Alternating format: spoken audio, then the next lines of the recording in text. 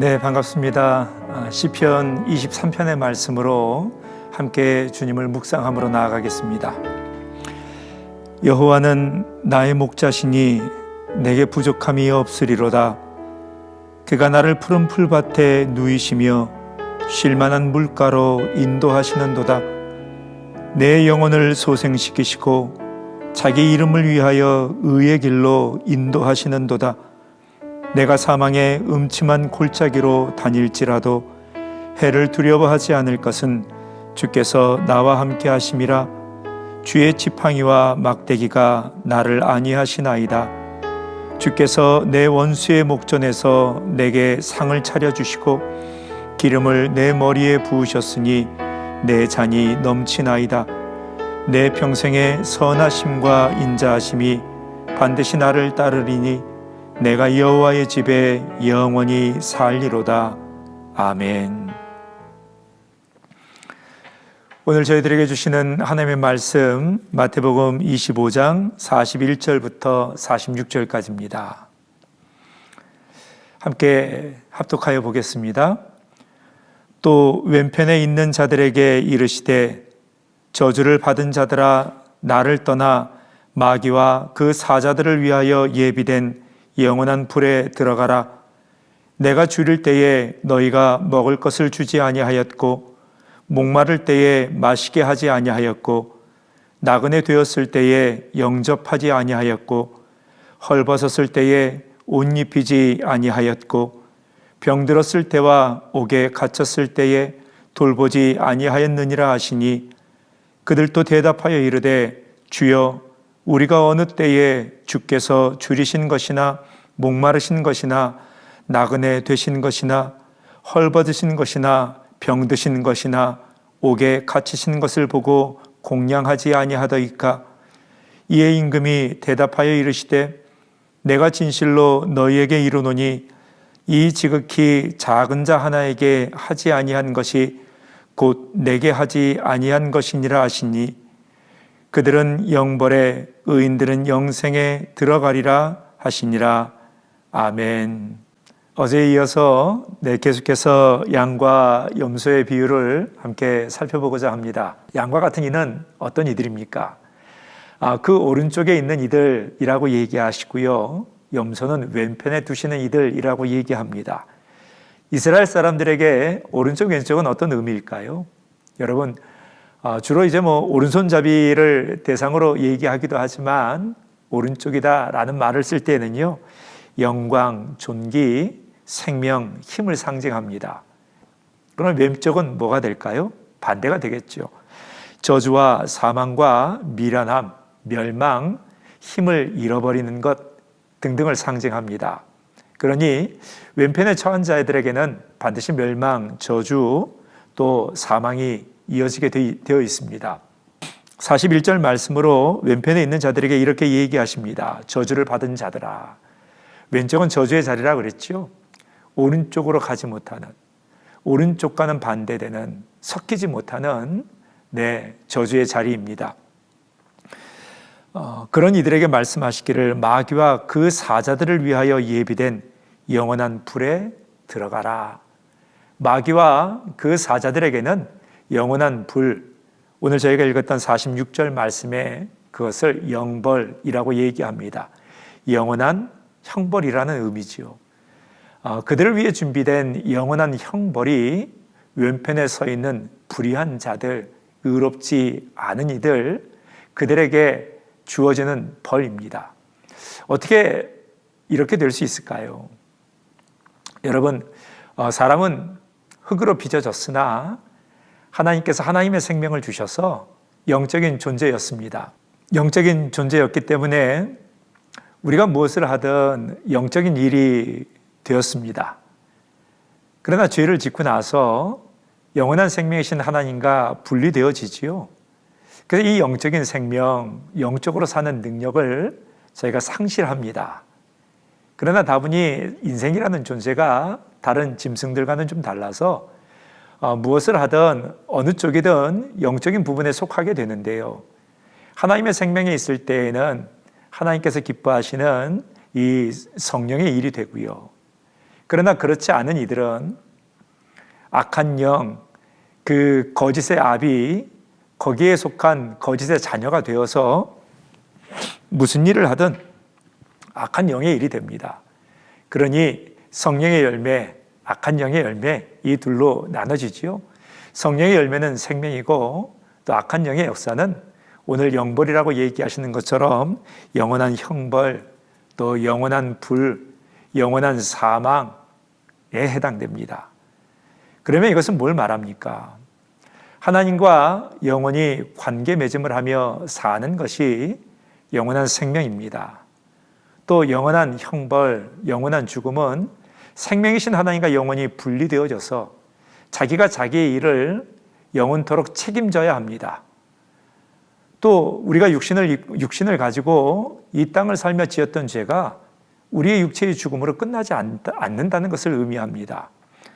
세상의 법은 죄를 지은 사람이 죽으면 그 죽음과 함께 그 사건, 그 범죄도 종결되어진다고 얘기합니다. 근데 성경은 뭐라고 얘기합니까? 죽는 것으로 없어지거나 사라지지 않는다고 얘기합니다. 우리가 비록 육신은 죽으나 우리가 육신을 가지고 지었던 죄들도 영적인 것과 연관이 되어서 영적 사건이 되기 때문에 그 벌도 영적으로 받게 되는데, 그래서 영원한 형벌, 영원한 죽음, 영원한 사망에 처해지는 것이지요. 또한 그렇게 얘기하시는 이유 중에 한 가지는 우리가 삶에서 사람에게 죄를 짓는 것 같지만 영이신 하나님께 죄를 짓는 것입니다. 그 하나님을 없다, 또 그 하나님의 영광을 가리우고 하나님의 뜻하신가 계획하신 대로 살지 않았기 때문에 이 하나님에 대하여 반항한 죄, 반역한 죄가 됩니다. 그러니 우리의 죄가 어떤 죄입니까? 하나님께 지은 죄이니 온 우주보다 큰 죄가 되지요. 영원하신 하나님께 죄를 지었으니 벌도 영원히 받아야지요. 그래서 영원한 형벌이 됩니다. 그렇게 벌을 받게 되는 내용을 42절에는 이렇게 설명하십니다. 내가 줄일 때에 너희가 먹을 것을 주지 아니하였고 목마를 때에 마시게 하지 아니하였고 나그네 되었을 때 영접하지 아니하였고 병들었을 때 옥에 갇혔을 때 돌아보지 않았다. 내게 하지 않았다라고 얘기합니다. 그러자 이 악한 이들이 그렇게 묻습니다. 주님, 우리가 언제 안 했습니까? 우리가 그 주님을 봤다면 당연히 했을 텐데요. 그럴 리가 있습니까? 우리는 주님에 대해서 잘했습니다. 그렇게 잘 살아왔습니다. 언제 우리가 안 했습니까? 뭘 안 했습니까? 라고 되묻습니다. 오늘 44절 말씀에 그들도 대답하여 이르되 주여 우리가 어느 때에 주께서 줄이신 것이나 목마르신 것이나 나그네 되신 것이나 헐벗으신 것이나 병드신 것이나 옥에 갇히신 것을 보고 공양하지 아니하더이까? 우리가 언제 안 왔습니까? 그렇게 묻지요. 어제 저희가 은혜를 나눴던 의인들의 말과 무엇이 다릅니까? 의인들은 이렇게 얘기했습니다. 우리가 한 게 뭐 있습니까? 우리가 주님께 한 것이 뭐 있습니까? 여러분 그렇게 얘기합니다. 내가 한 것이 없습니다. 우리가 주님께 아무것도 한 것이 없는 것 같습니다. 그러나 오늘 왼편에 있는 이들은요, 안 한 게 뭡니까? 우리가 주님께 섭섭하게 한 것이 뭡니까? 주님을 섬기지 않은 게 뭐가 있습니까? 우리는 잘해왔습니다. 내가 많이 했습니다. 많이 수고했습니다. 그렇게 얘기하지요. 여러분 이렇게 얘기하는 이유가 뭘까요? 바리새인들이나 여러분 서기관이나 여러분 그때의 종교적인 자부심을 가지고 있던 이들을 생각해 보십시오. 그들은 하나님께 잘한다 생각했습니다. 이만 하면 훌륭하다. 하나님을 기쁘시게 하는 그 율법을 토시 하나 틀리지 않고 지켜낼 뿐만 아니라 그 밑에 세부 조항을 두어서 더 많은 것들을 성실하게 잘 지킨다 생각했습니다. 그러면서 뭐라고 속으로 느꼈을까요? 어떠한 자부심을 느꼈을까요? 우리만큼 하나님께 잘하는 사람이 어디 있어? 그죠? 우리는 이만하면 하나님을 기쁘시게 하고 하나님께 잘하고 있는 것입니다. 그렇게 자부심을 가졌겠지요. 근데 그런 이들에게 오늘 예수님은 뭐라 하십니까? 너희가 내게 한 것이 없다 라고 말씀하십니다. 그 이유가 무엇입니까? 45절 말씀에 임금이 대답하여 이르되 내가 진실로 너희에게 이르노니 지극히 작은 자 하나에게 하지 아니한 것이 내게 하지 아니한 것이다. 지금 임금은 작은 자와 자신이 같다라고 얘기합니다. 그들에게 한 것이 주께 한 것이라고 말씀하십니다. 그들을 섬기는 것이 주를 섬기는 것이요, 그들을 사랑하는 것이 주를 사랑하는 것이라고 얘기합니다. 근데 왼편의 선자들은요, 스스로 하나님께는 잘한다 라고 생각했습니다. 이만하면 부족하지 않다 라고 얘기합니다. 그래서 자신 있게 얘기했죠. 무엇을 안 했습니까? 뭘 못했습니까? 언제 내가 예배에 빠졌습니까? 언제 내가 헌금을 걸렀습니까? 언제 내가 봉사해야 될 때 내가 뒤로 물러서거나 내빼거나 그랬던 적이 언제입니까? 내가 모든 선교마다 앞장섰고 꾸준하게 단기 선교도 원주민 선교도 했고 내가 교회의 봉사도 거르지 않았고 열심을 냈고 힘에 지나도록 그렇게 하지 않았습니까? 이렇게 하나님을 내가 섬기지 않았습니까? 여러분, 그런 의도이지요. 근데 주님의 말씀은 무엇인가요? 작은 자에게 한 것이 내게 한 것이다. 너희가 그들에게 하지 않았기 때문에 내게도 하지 않은 것이다 라고 말씀하십니다. 그러면 그동안 이들이 한 것은 무엇입니까? 그들은 남을 돕고 교회를 섬긴 것 같으나 결국은 자기를 사랑한 것이지요. 자기 한 사람을 사랑하고 자기 이름을 내고 또 그러기 위해서 하나님을 섬기고 있다라는 그 자랑, 거기에 머물렀던 것이지요. 주님께서는 그 의도, 그들이 갖고 있는 그들의 마음을 그렇게 들춰내셨습니다. 그리고 또한 말씀하시기를 이렇게 그들이 살아왔던 이 일들이 하나님께는 아무것도 한 것이 없다라고 말씀하신 것입니다. 마태복음 22장 37절에서 40절에는요, 큰 두 개의 율법에 대해서 얘기합니다. 첫 번째는 마음을 다하고 목숨을 다하고 뜻을 다하여 주 너의 하나님을 사랑하라. 이것이 크고 첫째 되는 계명이요. 가장 첫째 되는 큰 계명은 무엇입니까? 하나님을 사랑하는 것입니다. 그리고 그 뒤에 이어 나오는 말씀은 둘째도 그와 같으니, 두 번째도 첫 번째와 같답니다. 여러분, 무엇이 같은 것입니까? 크고 중요한 것이 같은 것이고 하나님을 사랑하는 것과 다르지 않다라는 말씀입니다. 그것이 무엇일까요? 내 이웃을 내 몸과 같이 사랑하라 하신 것이요. 이웃을 너 자신을 사랑하듯 사랑하는 것이 하나님 사랑과 다르지 않다. 하나님을 섬기는 것과 다르지 않다. 그 또한 큰 것과 다르지 않다. 그 또한 중요한 일이다 라고 말씀하십니다. 세 개의 사랑이 등장합니다. 하나님 사랑, 자기 자신 사랑, 이웃 사랑. 여러분, 이 세 가지 사랑이 등장하지요. 바리새인들, 서기관들 하나님 사랑 잘했습니다. 크고 첫째 되는 계명 잘했습니다. 근데 문제는 이웃을 사랑하라는 말씀, 그 사랑도 하나님 사랑과 같다라는 것을 깨닫지 못하고 못 본 것이지요. 여러분, 사랑을 재는 저울이 있대요. 오늘의 말씀을 미루어서, 방금 읽은 말씀을 미루어서 이 사랑의 저울을 한번 사용해 보시지요. 양팔 저울입니다. 한쪽 접시에 하나님 사랑을 올려놨어요. 그리고 이제 한쪽 접시에는 이웃 사랑을 올려야 합니다. 말씀으로는 이 두 개의 무게가 같아야 된대요. 여러분, 이것보다 더 어려운 게 있습니다. 한쪽에는 나 자신에 대한 사랑을 올려놓고요, 또 한쪽에는 이웃 사랑을 올려놨을 때 이 두 개의 사랑이 같아야 된대요. 여러분, 우리는 세상 천만인에 대한 사랑보다 자기 자신에 대한 사랑이 늘 더 무겁습니다. 내 이익이 먼저이고, 내 일이 먼저이고, 내 아픈 게 먼저이고, 그리고 내 것이 늘 급하고요. 내가 늘 우선이고요. 내가 늘 더 중요합니다.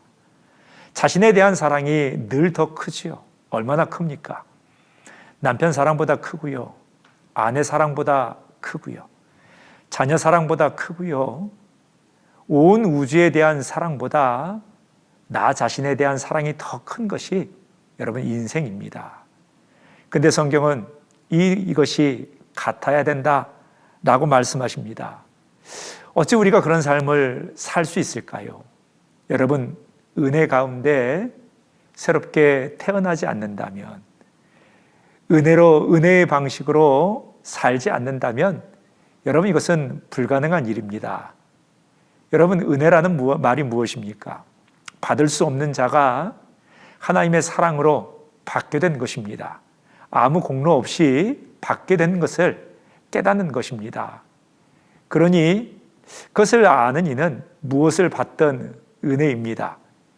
은혜의 시각으로 보면 모든 것들이 귀하고 또 모든 이가 나보다 존귀합니다. 이처럼 은혜 가운데 하나님의 은혜로 새로운 삶, 새로운 생명을 시작하는 이들은, 그 은혜에 붙들려 사는 이들의 그 눈에는요, 여러분, 내가 만나는 작은 자 한 사람 한 사람이 어떻게 보일까요? 예수님이 자신의 생명보다도 더 귀히 여기시는 이들, 또 은혜의 시각으로 보면 나는 얼마나 연약하고 부끄럽고 초라한 존재입니까? 그런 나보다 내 지체들, 교우들은 얼마나 더 중요합니까? 은혜의 관점으로 봤더니 나보다 더 높고 그리고 가치 있고 존귀한 것이지요. 그러니 나 자신은 낮아지지만 사랑하는 이웃들과 다른 타인들은 나보다 더 중요한 이들로 여깁니다. 예수님이 자신의 생명을 바치시고 그들을 사셨으니 예수님만큼의 가치 아니겠습니까? 그들을 그렇게 대접하고 또 그들을 그렇게 여기는 것이지요.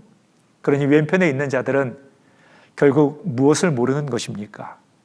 은혜를 모르는 것입니다. 열심히 행함도 있고 노력도 있고 수고도 있고 하나님 사랑이라는 부분은 있었으나 그들의 노력과 수고로 구원을 얻는 듯 오해한 것입니다. 그들의 행위로 하나님의 구원, 그 복음을 따낼 수 있다라고 여긴 것입니다. 그러나 우리가 받은 구원, 다시 오시는 예수님을 영접할 수 있는 근거는 어디에 있습니까? 여러분, 은혜를 아는 것이지요. 은혜 가운데 거하는 것이지요. 그러니 은혜를 아는 자들은 이미 이 땅을 살아갈 때도 나보다 다른 이들을 더 귀히 여기며 하나님 사랑과 이웃 사랑을 같은 분량, 같은 무게로 행하며 살지 않겠습니까? 혹여 그러한 삶을 살지 못한다면 여러분 무엇이 문제일까요?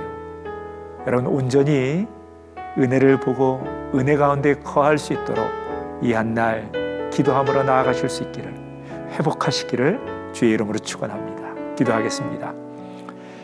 좋으신 하나님, 은혜를 아는 자는 오른쪽에 서고 은혜를 모르는 자는 왼쪽에 섭니다.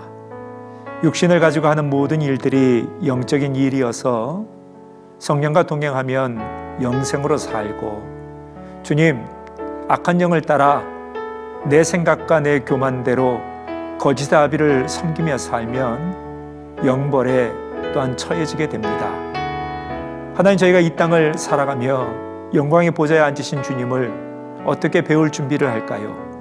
은혜를 알고 은혜 가운데 거하며 하나님 사랑과 자신에 대한 사랑과 이웃 사랑이 늘 같은 삶이 되게 하여 주옵소서.